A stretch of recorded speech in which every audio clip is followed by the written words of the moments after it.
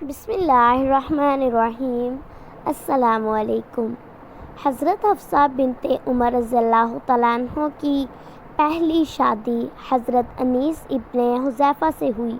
یہ وہ وفادار صحابی تھے جنہیں جنگ بدر میں شرکت کی سعادت نصیب ہوئی۔ انہیں جنگ میں اتنے شدید زخم آئے جن کے نتیجے میں ان کی شہادت ہو گئی۔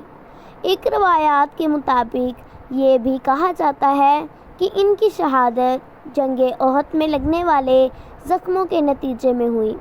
ان کی وفات کے بعد حضرت حفصہ رضی اللہ تعالیٰ عنہا حضور صلی اللہ علیہ وآلہ وسلم کے عقد میں آئیں۔ یہ واقعہ ہجرت کے دوسرے یا تیسرے سال کا ہے۔ حضرت انیس ابن حذیفہ کی شہادت کے بعد جب حضرت حفصہ بیوہ ہو گئی تو ان کی عدت پوری ہو جانے کے بعد حضرت عمر رضی اللہ تعالیٰ عنہ کو اپنی 21 سالہ جوان بیٹی کے رشتے کی فکر لگی۔ انہوں نے اپنے قریب ترین دوستوں میں یہ رشتہ طے کرنا چاہا۔ پہلے انہوں نے حضرت عثمان رضی اللہ تعالیٰ عنہ کو حضرت حفصہ رضی اللہ تعالیٰ عنہا کا رشتہ پیش کیا تو انہوں نے جواباً کہا کہ فی الحال وہ دوسری شادی کا ارادہ نہیں رکھتے۔ حضرت عمر رضی اللہ تعالیٰ عنہ کی فکر اپنی جگہ قائم رہی۔ پھر انہوں نے حضرت ابو بکر صدیق رضی اللہ تعالیٰ عنہ سے حضرت حفصہ رضی اللہ تعالیٰ عنہا کے رشتے کی بات کی تو وہ خاموش رہے۔ کچھ عرصہ بعد حضرت صلی اللہ علیہ وآلہ وسلم کی طرف سے حفصہ رضی اللہ تعالیٰ عنہ کے رشتے کے لیے پیغام آیا جسے حضرت عمر فاروق رضی اللہ تعالیٰ عنہ نے بخوشی قبول کر لیا۔ اس رشتے کے کچھ عرصہ بعد حضرت ابو بکر صدیق رضی اللہ تعالیٰ عنہ حضرت عمر فاروق رضی اللہ تعالیٰ عنہ سے ملے اور کہا کہ جب آپ نے میرے سے حضرت حفصہ رضی اللہ تعالیٰ عنہ کے رشتے کی بات کی تھی تو میں خاموش رہا تھا، تو آپ کو اس کا رنج ہوا ہوگا۔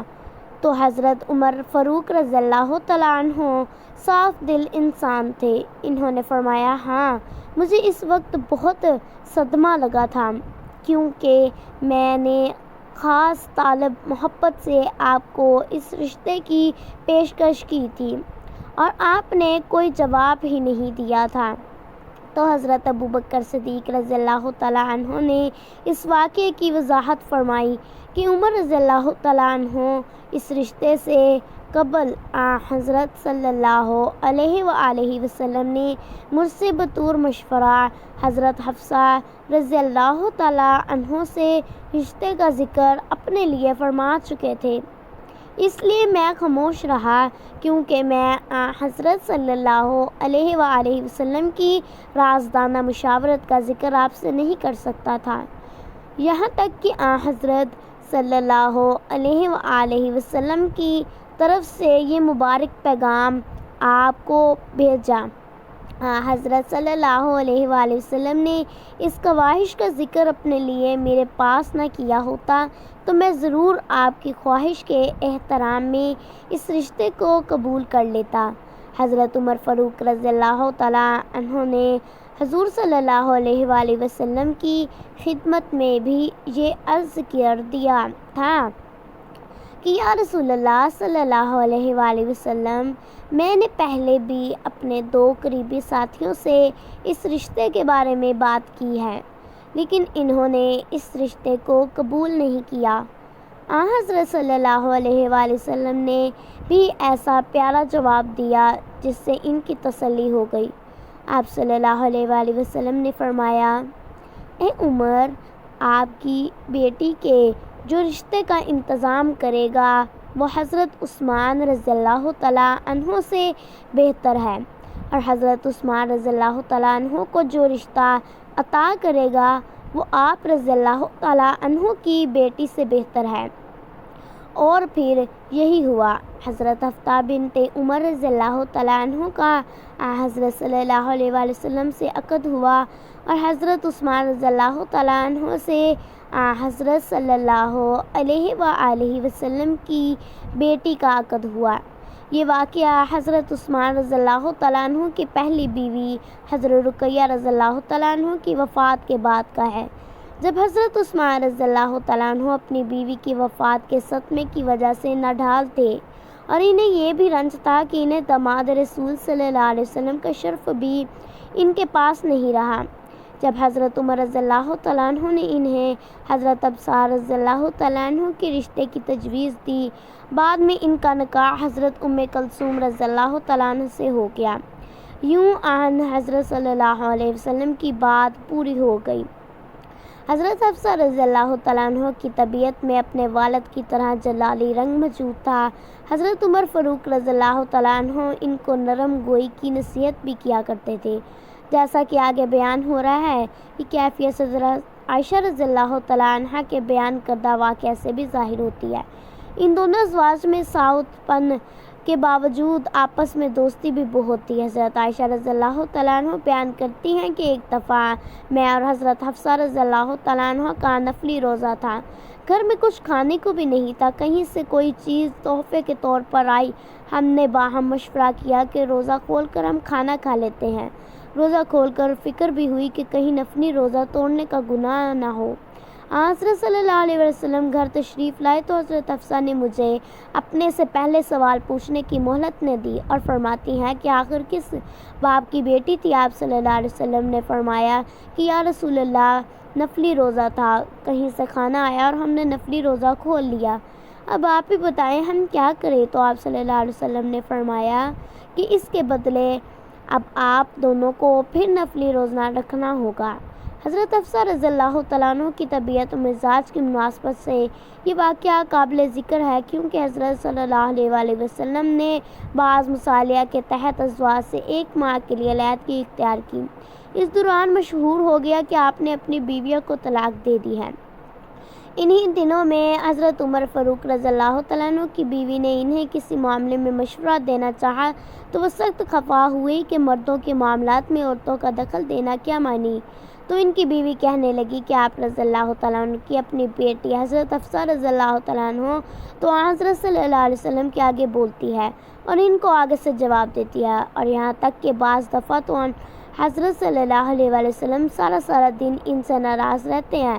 آپ رضی اللہ تعالیٰ عنہ کو یہ بات ناگوار گزری اور اپنی بیٹی حضرت حفصہ رضی اللہ تعالیٰ عنہ کی خبر لینے ان کے گھر پہنچ گئے اور پوچھا کہ کیا تمہارے آگے بولنے کی وجہ سے حضرت صلی اللہ علیہ وسلم سارا دن تم سے ناراض رہتے ہیں؟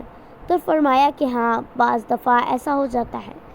بہت رضی اللہ تعالیٰ عنہ فرماتے ہیں کہ حضرت عائشہ رضی اللہ تعالیٰ کی نقل کرتے ہوئے تم اپنا گھر برباد نہ کر لینا۔ پھر آپ رضی اللہ تعالیٰ عنہ حضرت صلی اللہ علیہ وآلہ وسلم کی دوسری ازواج حضرت ام سلمہ رضی اللہ تعالیٰ عنہ کو بھی یہی نصیحت کرنے چلے گئے۔ انہوں نے بھی کہا، خوب جواب دیا کہ اے عمر رضی اللہ تعالیٰ عنہ، آپ حضرت صلی اللہ علیہ وسلم کے گھریلو معاملات میں بھی دخل اندازی کرنے لگے ہو کیا؟ اس کے لیے حضرت صلی اللہ علیہ وآلہ وسلم خود کافی نہیں۔ حضرت عمر فاروق رضی اللہ تعالیٰ عنہ فرماتے ہیں کہ میں خاموشی سے واپس چلا آیا اور یہ واقعہ حضرت صلی اللہ علیہ وآلہ وسلم کو سنایا، جس کو سن کر آپ صلی اللہ علیہ وآلہ وسلم اس پریشانی کے عالم میں بھی مسکراتے رہے۔ سبحان اللہ۔ حضرت عبداللہ بن عباس حضرت عمر رضی اللہ تعالیٰ عنہ سے روایت کرتے ہیں کہ حضرت صلی اللہ علیہ وآلہ وسلم نے حضرت حفصہ رضی اللہ تعالیٰ عنہ کو طلاق دی اور پھر رجوع فرما لیا۔ حضرت انس بن مالک سے بھی روایت ہے کہ جب حضرت صلی اللہ علیہ وآلہ وسلم نے حضرت حفصہ رضی اللہ تعالیٰ عنہ کو طلاق دی تو آپ کو رجوع کا حکم ہوا تو آپ نے رجوع فرما لیا۔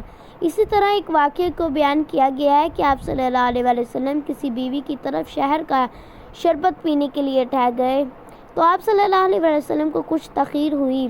حضرت حفصہ رضی اللہ تعالیٰ عنہ اور حضرت عائشہ رضی اللہ تعالیٰ عنہ ان دونوں کو اس بیوی پر غیرت آئی اور دونوں نے مل کر فیصلہ کیا کہ آئندہ اس کو روکنے کے لیے حضرت صلی اللہ علیہ وآلہ وسلم کو شہد کی قسم نقص کی طرف توجہ دلانی چاہیے۔ چلو جا انصر صلی اللہ علیہ وآلہ وسلم جب ان دنوں کی طرف ملاقات کے لیے تشریف لے گئے تو پہلے حضرت حفصہ رضی اللہ تعالیٰ عنہ نے عرض کیا، یا رسول اللہ صلی اللہ علیہ وسلم، کیا آپ نے آج کوئی بودار شہد پیا ہے؟ شاید اس کی مکھی فلاں بوٹی پر بیٹھتی ہے اور اس کا رس پیا ہوگا۔ اور جب ان انس حضرت صلی اللہ علیہ وآلہ وسلم حضرت عائشہ رضی اللہ تعالیٰ عنہ کے گھر تشریف لے گئے تو انہوں نے بھی کچھ ایسا ہی ذکر کر دیا۔ تو آپ صلی اللہ علیہ وآلہ وسلم نے اپنی نفاست تباہ کے باعث یہ عہد کیا کہ مجھ سے کسی کو تکلیف نہ پہنچے، میں شہد کا استعمال ترک کر دوں گا۔ چنانچہ سورۃ التحریم میں ارشاد ہوا، جس کا ترجمہ یہ ہے، یعنی اے نبی، محض اپنی بیویوں کی خواہش کی خاطر اس چیز کو اپنے لیے کیوں حرام کرتے ہو جو خدا تعالیٰ نے آپ کے لیے حلال فرمائی ہے؟ سبحان اللہ۔